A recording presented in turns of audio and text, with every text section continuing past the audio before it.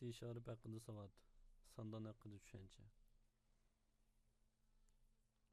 Endi biz programma tuzish jarayonida sandan mahsulotlariga ko'proq uchrab qolishimiz mumkin. Chunki bizning turmushimizga eng yaqin, eng ko'p tuziladigan programmalar sandan boshqaradigan programmalar. Ya'ni sandanga mahsulot olib boradigan programmalar.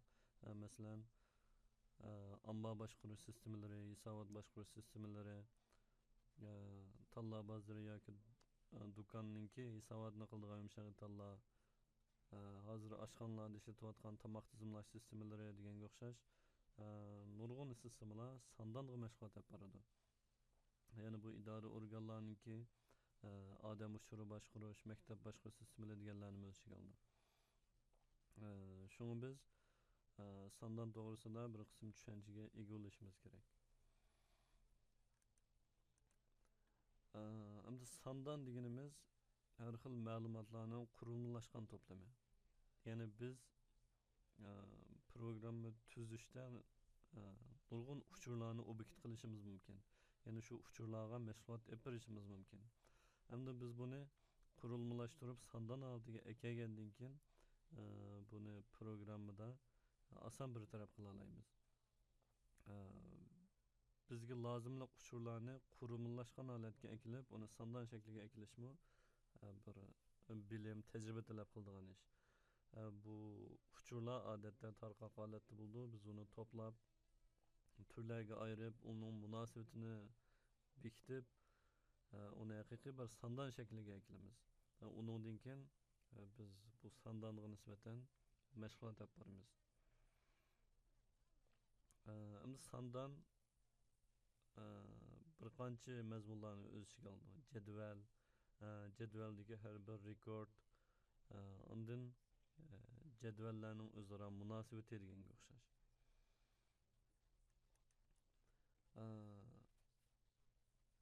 Endi jadvalga kelsak, bir sandan bir qancha yoki nurg'unlagan jadvallarni tuzildi. Bu jadvallarni biz turmushimizda davomli uchratib turamiz. Oddiysi biz maktabda ishlatadigan dars jadvali. Ya'ni dushanba, seshanba mandaq darslar bor, manchini soat deganga o'xshash. Oddiysi shu jadvaldan boshlab cho'ng tipdagi hisobot, ombar sistemalar, ombar jadvallari amallarninki yoki o'quvchilarninki bir sinfdagi o'quvchilarning tizimlik jadvali deganga o'xshash. Endi biz boya degandek bir sandan nurg'un jadvallardan tashkil topadi. Bu jadvallar bir-biriga o'xshamaydigan jadvallar. Bularning o'zaro munosabati bo'ldi. Endi jadval biz odatda siziqliq shaklda ko'z oldimizga keldi. Biz burundan shunday jadvalni ko'rib kelgan.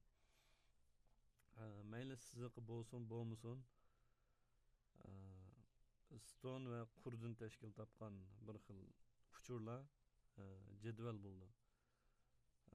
Buningki masalan bu jadvalda 4 ta uchur var, rad numeri, ya'ni birdan boshlandi. Ism, jinsi, sinfi deganga o'xshash.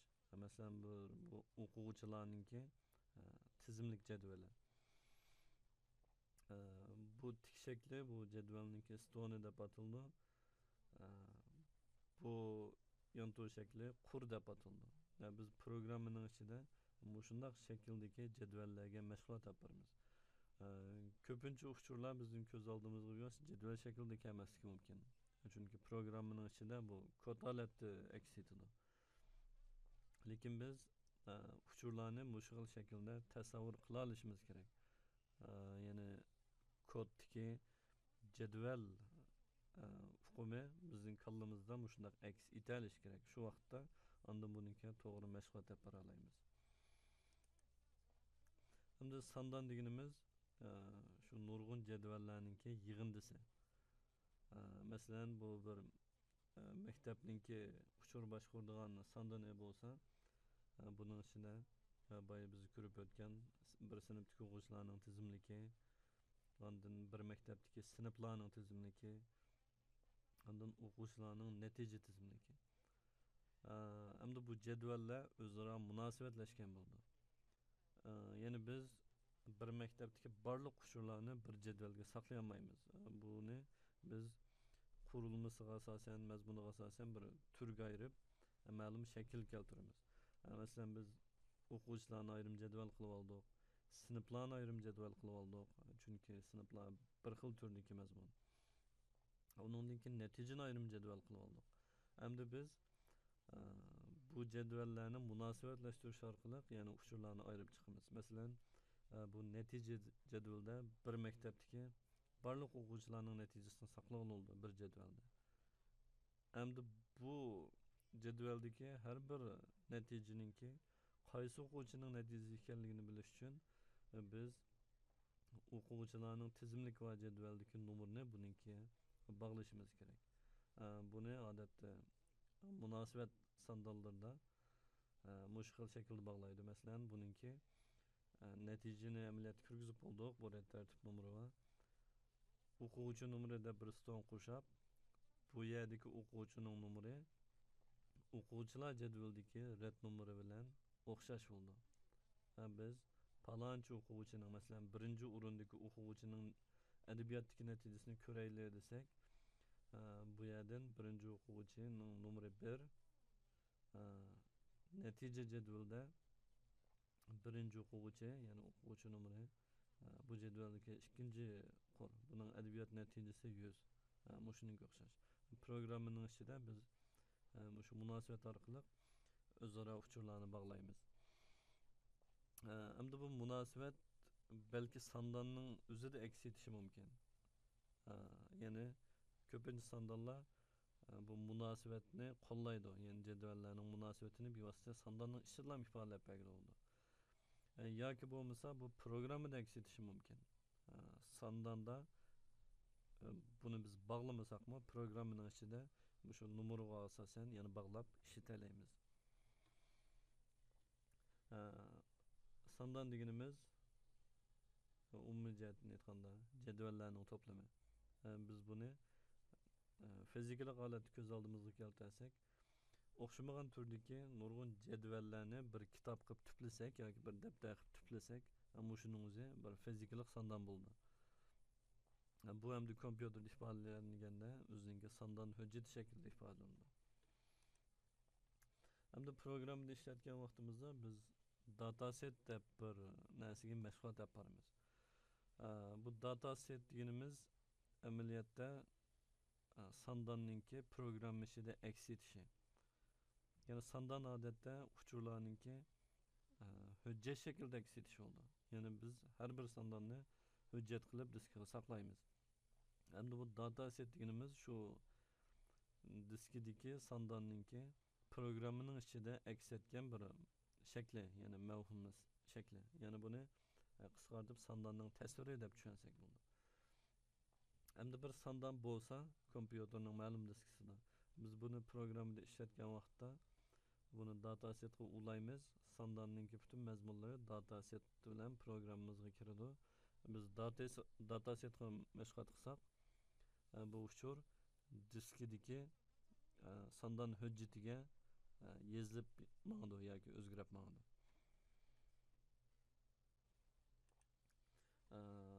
Endi biz programma tuzish yoki programmaning qurilmasini laylash jarayonida yoki sondon laylash jarayonida bu sondon diagrammasiga uchraymiz. Ya'ni kollektiv programma laylagan vaqtlarda buning loyihasini boshqa odam qildi, sondonni boshqa odam tuzdi, kodni boshqa odam yozdi deganga o'xshash. Biz bu vaqtda sondonning diagrammasini tushunishimiz kerak. Biz oldida ko'rgan bu jadval sondonningki faqat biz turmush ishlaydigan jadvalning bevosita ifodalanish shakli. Odatda kasbiy materiallarda bunday ifodalamaydi. Endi kasbiy sohada sondonni yana bu xil shaklda ifodalaydi, ya'ni jadvallarni. Bir sondon nurg'un jadvallar bordir, uning munosabati bordir. Hamda bayotdan qush jadvalni sondon diagrammasi bilan ifodalasak, masalan, sinf bu tikto't bo'lumninki eng yuqori qismiga to'malat yozildi. Bu jadvalning nomi, jadvalning ismi. Buning ostiga jadvalning stoli yozildi. Odatda biz ko'rgan jadvallarda stol qurg'a to'g'risi yoziladi. Lekin sandan diagrammasida buni tik yozamiz. Yani buningki har birisi bir ston bo'ldi. Masalan, bu jadvalda 3 tane ston bor. Yani o'quvchi sinfninki numeri bu tartib numerini ko'rsatadi. Sinf nomi manchinchilik manchinchi sinf deganga o'xshash. Ondan sinf mudiri yana 3 tane ston bor. Hamda o'quvchi jadvalda buningki o'quvchi deganimiz jadvalning nomi, ostidagisi stonning nomlari. Natija jadvali buning ustidagisi jadval nomi, ostidagilari buningki stolning nomlari. Hamda biz buni jadvalning munosabatini bog'lagan vaqtimizda qaysi jadvalninki qaysi stoni bilan yana bir jadvalning qaysi stoni munosabatlashadi, shuni strelka bilan sızib mağımız. Odatda bala jadvaldan ana jadvalga qaratilgan strelka bilan buni ifodalaymiz. Masalan, natija bilan o'quvchini bog'lamoqchi bo'lsak, o'quvchi numerini bog'laymiz. Yani o'quvchi numeri bu natija jadvalida bir qatim yoziladi. Bu amaliyotda o'quvchininki tartib numeri. Bu yerga bog'laymiz. Hamda o'quvchi jadvali bilan sinfni bog'lamoqchi bo'lsak, yana qaysi o'quvchi qaysi sinfga tava deganni bildiradigan. Sinfninki rad numeri bu yerda yani o'quvchi jadvalda xotirlangan. Buni biz sinf jadvalininki numeri bilan tutashtirsak bo'ldi. Yani sandan diagramması bu şekilde. Biz sandan diagrammasını ko'rib, tushunib, onu sandanga aylantirib olishimiz kerak. Sandan jadval qurib, uningki stollarni yozib deganga o'xshash. Endi sandan diagrammasida jadvalninki quri ifodalanmaydi. Chunki bu uchur degan cheksiz saqlanadi. Uni ifodalashning hojati yo'q. Buningki ston o'zgarmasa, mazmun degan xohlagancha yoziladi. Mana bu bir sandanninki diagrammasninki misoli. Bu sandan Uyg'ur davninki burunqi to'r bekitininki sandan diagrammasi. Jadval bu diagramma bek jiq mazmunni o'z ichiga olg'achqa kichik chiqib qoldi ekranda. Buni sizgan vaqtda yani o'xshamagan turdagi jadvallarni yana o'xshamagan rang bilan ifodalagan. Masalan, bu ko'k rangdagisi sistemaga munosabatli jadvallar, masalan, abort uchuri deganga o'xshash. Bu yeşil rangdagisi abortlar o'zaro uchur yo'llashganda uchurlar saqlanadigan jadvallar. Sariq rangdagisi blok jadvali. Bu qo'ng'ir rangdagisi munbar jadvali. Yani sahifa,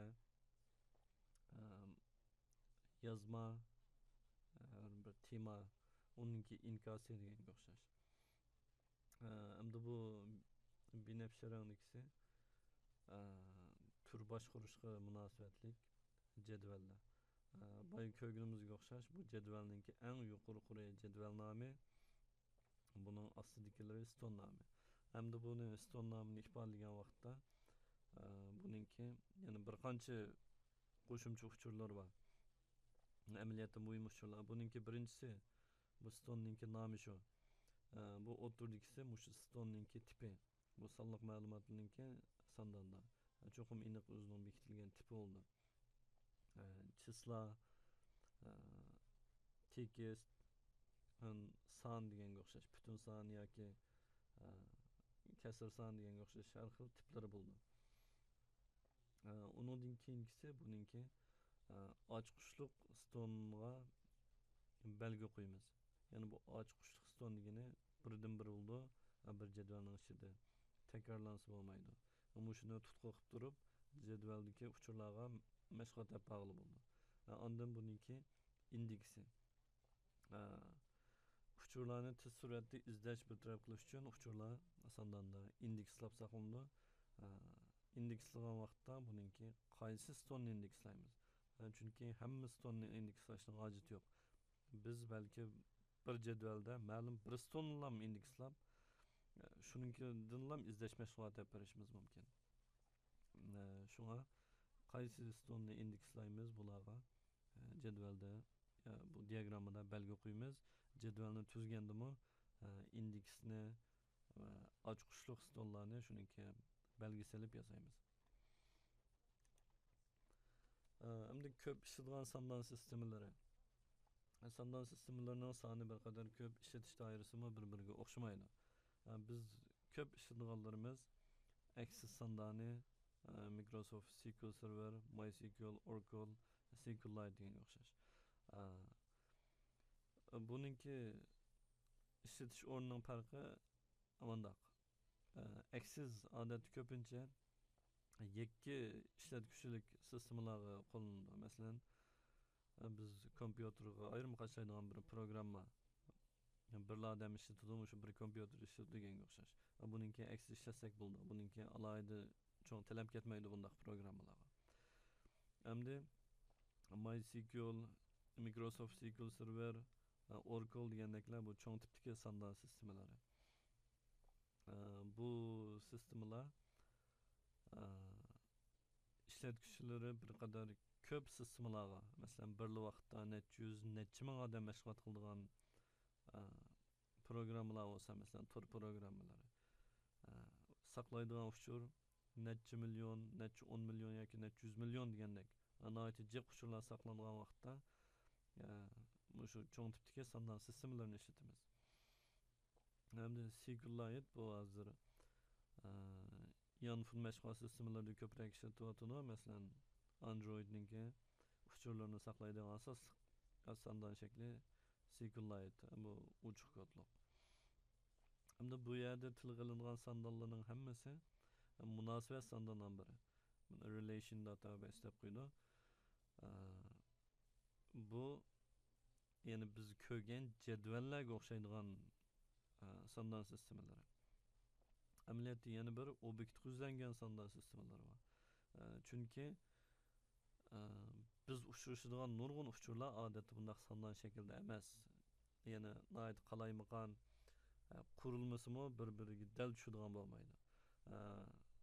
Munosabat sandan nomborlarining kamchiligi cho'qim buni qurilmaga keltiramiz deb ba'zi jihat uchurlarni cheklab qo'ydigan yoki ma'lum uchurlar sababidan jadval ko'payib ketadigan degan o'xshash ishlar bor.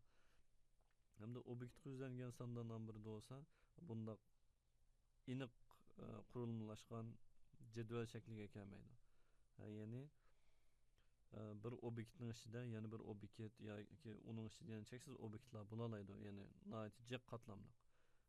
Yana buni hozirgi jadvalimizda ko'z oldimizga keltirsak, bir jadvalning katkining ichida yana yo'g'on bir jadval bo'la oladi. Obyektga yuzlangan sandanlarda. Uningdan keyin yaqinqi mezgillarda yana uchurningki bir taraf qiladigan uchurning nihoyatda ko'payishi sababidan tarqoqlashtirilgan ba'zi sandan sistemalarmi barliq keldi. Bu sistemalarda ko'pincha uchurlar key value yani ikkilamston altida saqlanadi, lekin shularga tarqoqlashtirilgan sistemalarda uniki mashg'ulot deb berish qulay. Bu odatdagi bizningki oddiy programmalarda ishlatilmaydi. Yana nurg'un mulozimatlar natija kompyuterlarda bir vaqt ijro qilganda, masalan, bulut sistemalarda degandek ishlaydi.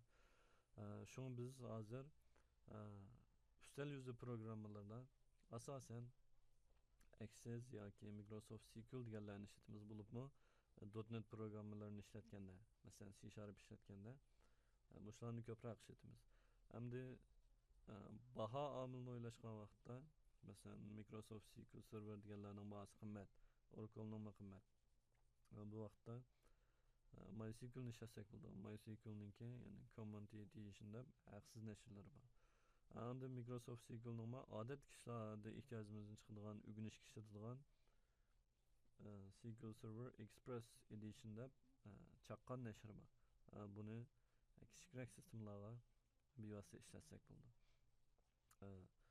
Sandan to'g'risida so'zlaydigan qisqacha mazmunlarimiz mushu, ya'ni sandan tushunchasi haqida. Endi biz keyingi darsimizda C# o'zida sandan ishlatish munosabatlik oddiy misol ko'ramiz. Uningda Access sandanga mashg'ulot olib boramiz. Sandandan uchurlarni o'qib olish, saqlash, o'zgartirish qatorliq oddiy mashg'ulotlarni olib boramiz. Texmo ishkirilgan mashg'ulotlarni nisb bo'lib qolsa, sondan haqida ayrim bir darsda texmo tafsilroq to'xtalishimiz mumkin. Sondan haqida tushunchimiz mushu yerda tugadi.